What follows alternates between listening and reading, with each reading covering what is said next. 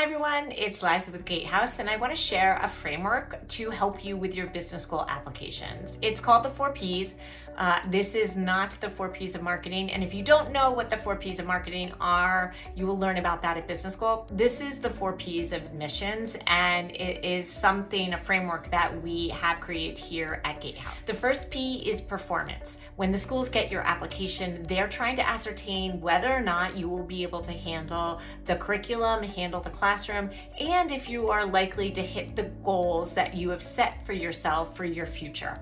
So they will be evaluating things like your GMAT or GRE, your GPA, and in these things they want to see obviously some demonstration of your intellectual strengths, your ability to do analytics, your just kind of creative or curiosity, your pursuit of intellectual growth. That's only part of the performance. The rest of the performance is in action. So think a lot about your resume. Are you demonstrating that you are someone who is seeking to develop and learn and take on more? So think about promotions, think about the sort of impact and scope of your role. Think about, are you able to demonstrate leadership or teamwork? And if you're not, then start thinking about how you can. Maybe that is seeking out discrete projects at work, or really taking a leadership role in the community where you can flex those muscles and demonstrate to the schools that not only do you have the smarts, but you have the skills, the tenacity, and the drive to reach those post-MBA goals. That's what performance is all about.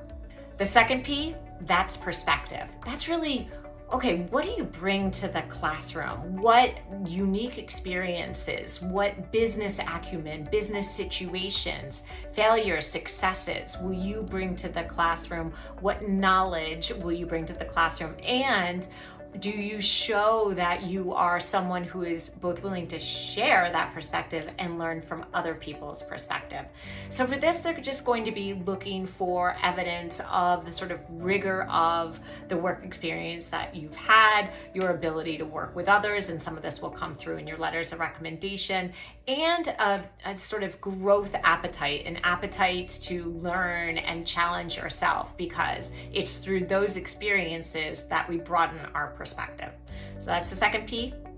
The third P, that's personality. Personality matters, and you might think, well, how can they get personality through my application?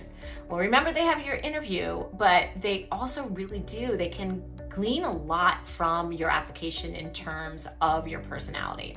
And they're not looking for a specific type, but they are looking for certain traits. And again, they start things like curiosity or empathy, care for others, a willingness to go above and beyond, whether it's for your team, your boss, or the community, your family. It can be any of those things.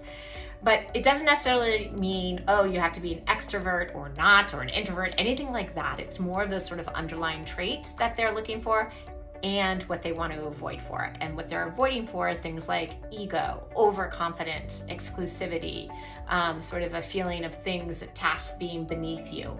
Any of these things are going to be red flags, because they're going to say to a school, this person probably isn't going to work well with others, and that's such a core component of work these days, that's going to just rub the schools the wrong way.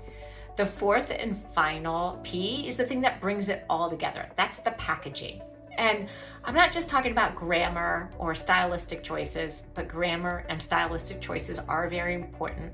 And so I want you to spend some time making sure that the writing is simple, the writing is something that feels approachable, you're not putting on airs, that never works. There's not jargon, that doesn't work either.